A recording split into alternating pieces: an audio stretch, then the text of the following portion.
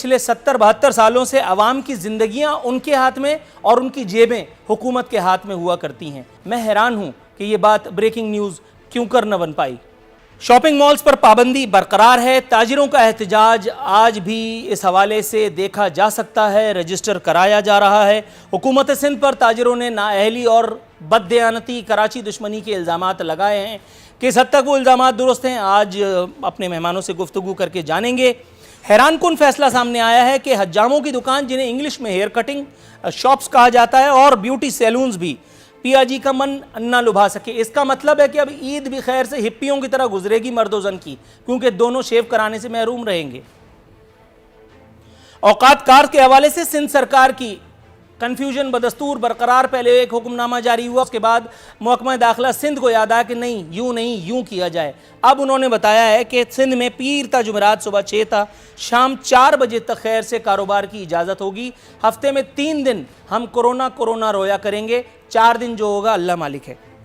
Corona का वार चल रहा है, सरकार ने मुझे ये बताया है, मीडिया यही रो रहा है। अल्लाह ताला ने जो कुछ कहा है, मीडिया उसके उलट कहे तो मीडिया की नहीं माननी, अगर हुकूमत कहे तो हुकूमत की नहीं माननी, सरबराह मुमलिकत कहे उसकी नहीं माननी, कोई इदारा कहे उसकी नहीं माननी। रम्ज़ में जो बात कही जाती है उसमें बड़ा दम होता है। एक शेर आपकी नज़र किए देता हूँ, यह एक इशारा है आफात नागहानी का, ये एक इशारा है आफात नागहानी का, किसी जगह से परिंदों का कूच कर जाना। और सर्वे रिपोर्ट ये बताती है कि सिंध के साहिल पर रवां साल 7,41,042 परिंदे आए। दोबारा सुनिए, सिंध के साहिल पर रवां साल 7,41,042 परिंदे आए, जबकि पिछले साल ये तादाद महज 2.5 लाख के लगभग थी। मेरा नहीं ख्याल कि इससे ज़्यादा जामे बात कोई और हो सकती है। मैं सबसे पहले अतीक मीर साहब की जानिब जाऊंगा। अतीक साहब, सर 53 रोज़ के बाद कारोबारी तबका बहरहाल एक जुज़वी सही, ज़िमनी सही, एक साय ऑफ रिलीफ उन्हें मिला। शटर उठाने की इजाज़त सरकार ने उनको दे दी, लेकिन साथ ही साथ जो SOPs के हवाले से गाइडलाइंस फराम की गई हैं, जिनमें ग्राहकों और दुकानदारों के लिए मास्क पहनना यकीनी बनाना, सैनिटाइज़र का जो है वो इंतज़ाम करना, ये सब चीज़ें समझ में आती हैं। लेकिन ये कि अगर किसी को दुकानें आपके कोरोना होता है या आपके कारोबार में, तो फिर उसका इलाज वो मालिक कराएगा जिसके वो ज़ेर नगी हैं। हुजूर, आपके ख्याल में 53 दिन का ये लॉकडाउन भुगतने के बाद बड़े से बड़ा फ़िरौन, अब इस वक्त उसकी हैसियत, उसकी इस्तिताअत, उसकी गुंजाइश इस तरह की है कि वो इस तरह के नादिर शाही फरमान को बजा लाए, क्या सोच रही है ताजिर बरादरी? ये सबसे पहली सोच तो ये है कि हम एक ऐसे लॉकडाउन से, ऐसी असीरी से हम बाहर आए जो हमारे लिए आसाब शिकन थी। हमारे हौसले जवाब दे चुके थे, हमारे पास जमा पूंजी ख़त्म हो चुकी थी। ये मैं ताजरों की अक्सरियत की बात बताता हूँ, क्योंकि मैं जिस कबील को मैं नुमाइंदगी करता हूँ वो मिडिल और मिडिल टू लोअर है। वो मिडिल टू लोअर जब किसी मुश्किल में आती है तो वो मिडिल के दरवाज़ों पे खड़ी हो जाती है, लेकिन वो मिडिल अपने वाइट कॉलर को बचाने के लिए वो कहीं नहीं जाता। वो यूँ समझे वो जो सदमे बर्दाश्त करता है उसकी कोई मिसाल नहीं है। मैं भी उसी कबील से हूँ, मैं भी उसी दर्जे से हूँ। ये हमारे लिए एक अच्छा शगुन था जो हमें ये रिहाई मिली, हम अपने कारोबार पर आए। आज मैंने ऐसे लोगों को देखा, क्योंकि ये तस्वुर नहीं था कर, आप अक्सर सुनते होंगे ये हम पर एक तनकीद है कि हम 12-1 बजे कारोबार खोलते हैं। आज 8-9 बजे भी लोग आ गए, बड़ी बात थी ये। तो ये उनके अंदर का एक इश्तियाक था कि जिस तरह वो एक जुनूनी कैफियत में घरों से निकले, भूल चुके थे कि कारोबार भी कोई चीज़ है। एक तो देखें, सारा दिन एक ही बात, एक मौत उनके सर पे सवार कर दी जाए, कोरोना कोरोना कोरोना। अब हर आदमी ने एक बात सोच ली थी कि जब ये बंदिश का, देखें एक कैदी को भी पता होता है कि वो 3 माह के लिए कैद किया गया है, 1 साल की कैद है। जहाँ ये हो कि अब आपने बाहर नहीं निकलना है, शायद कोरोना के हवाले आप हो जाएं तो फिर आपने बाहर निकलना है, जब इस तरह की कैफियत हो तो देखें लोग, दुनिया की नज़र तो इस पर है कि एक कोरोना या मैशियत की तबाही। लेकिन मैं ये समझता हूँ कि इस मुल्क के 22 करोड़ आवाम को जो आसाबी उलझनों का सामना है, जो जिस तरह के जहनी दबाव का शिकार हो चुके, कोई देखे तो सही, कोई इनके दुख को समझे तो सही। ये एक दुनिया भर में कोरोना एक सिस्टम के तहत उसका सामना किया गया, उसको देखा गया, उससे मुकाबला किया गया। हमारे यहाँ हुकूमतों ने सियासत की है, इसके अलावा मैं समझता हूँ कुछ भी। मेरा ख्याल है इख्तिसार के साथ सारी कहानी वो बयान कर गए। सिराज कासिम तेली साहब, जनाबे मन, तबीयत कैसी है, मिजाज बखैर? अल्लाह का करम। सर, प्रोग्राम में आपको खुशामदीद कहते हुए गुफ्तगू को यहीं से आगे बढ़ाना चाहूँगा। अतीक मीर साहब ने शिकवा किया है, जो किसी हद तक दुरुस्त भी शायद कुछ लोगों को लगेगा। उन्होंने कहा है कि कोरोना को लेकर के सियासत की गई है और इस मरतबा सियासत का महवर थे कराची के सिंध के ताजिर। सिंध के ताजिर की माशी, जो कराची का माशी हब है, जिसे पाकिस्तान का माशी हब कहा जाता है, उसकी रीढ़ की हड्डी तोड़ दी गई है। 53 दिन लॉकडाउन रहा। उसके बाद अब चुनिंदा बिजनेसेस को शटर उठाने की इजाज़त दी गई है, वो भी कुछ शराइत के साथ। शराइत नाजायज़ ज़्यादातर तो नहीं कही जा सकती, to be very honest.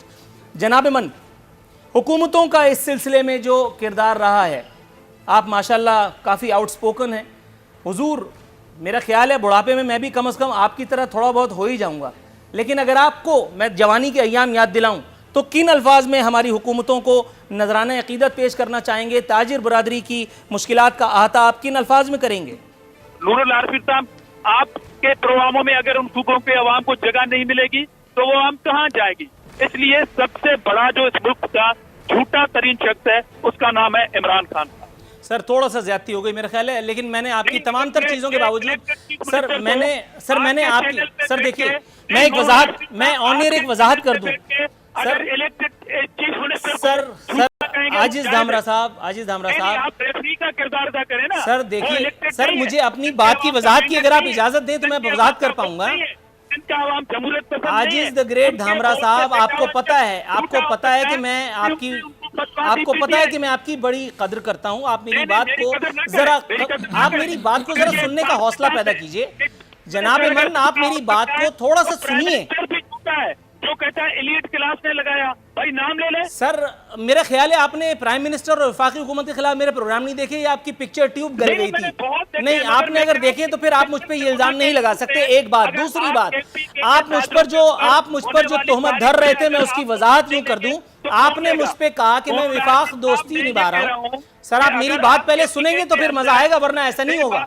Sir, मैं आपकी पूरी बात सुन चुका, अब आपको मेरी सुननी है। जनाब मन, सर, मैंने पाकिस्तान पीपल्स पार्टी का पूरा वर्जन लिया, अब आपको मेरी ये वजाहत लेनी पड़ेगी जिसमें आपने मुझ पर बायसनेस का ताना दिया।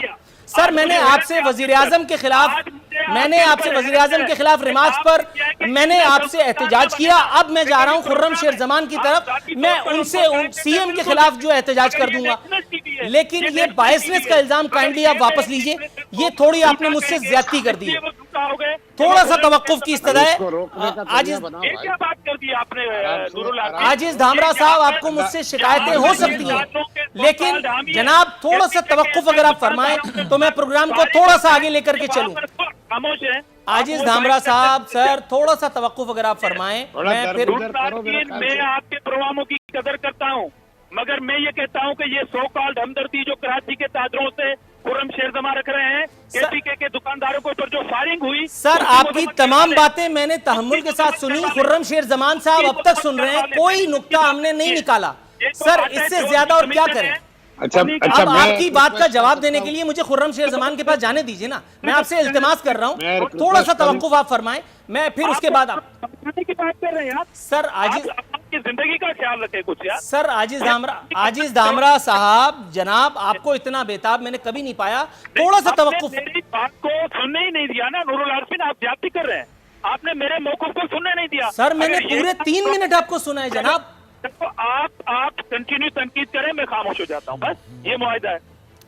चलिए आप कंप्लीट कीजिए, फिर मैं आगे जाऊंगा खुर्रम शेर जमान पे, फिर आप राजी हो जाएंगे। मेरे कहने का मकसद ये है कि ये कराची में जो सो कॉल्ड हमदर्द है ताजरों के, मैं भी हमदर्द हूँ ताजरों का, मैं भी मजदूरों का हमदर्द हूँ, मगर ये अपने सूबों में छोटे दुकानदारों के ऊपर जो पुलिस फायरिंग करवाते हैं उसकी मजम्मत क्यों नहीं करते? ठीक हो गया, और ये करप्शन की बात करते हैं। ये बन्नी गाला में जो चोरों को बचाने की कोशिश की जा रही है, चीनी चोर, आटे चोरों को, ये सर आपका नुक्ता आ गया आजिज धामरा साहब। अब थोड़ा सा तवक्कुफ की इस्तदा, अब उम्मीद है कि आप ताउन फरमाएंगे। मैं आपकी तरफ आता हूँ।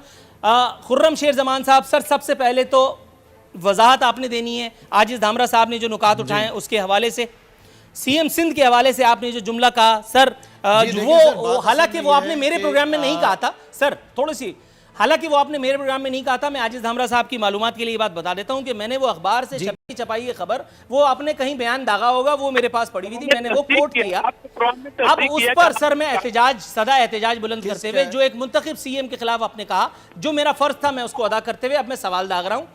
मेरा सवाल जरा सुनिए और उसके बाद अगर आप जवाब दे सकें। सर, बिलावल भुट्टो साहब का कहना है कि वज़ीर आज़म अपनी जिम्मेदारी पूरी नहीं कर रहे। वज़ीर आज़म साहब जो वज़ीर सेहत भी आज भी असम्बली में मौजूद नहीं थे, हालांकि उन्हें इस ऐवान में पता नहीं आगे कुछ गलत उर्दू लिख दी है, अखबार है, बहरहाल इंसान अगलात का पुतला है। सर, ये बात दुरुस्त तो है, बिलावल भुट्टो साहब का ये एतराज़ कोई बहुत ज़्यादा गलत तो नहीं है कि इस वक्त इतने क्रिटिकल टाइम में जो असम्बली का ये सेशन हो रहा है, इस वक्त इससे ज्यादा और कोई जरूरी चीज हो नहीं सकती थी। वो क्या मामला था कि जिसकी वजह से वजीर आजम साहब आज दर्शन न दे पाए? और दूसरा, आजिज धामरा साहब की बात की वजाहत आप चाहूंगा।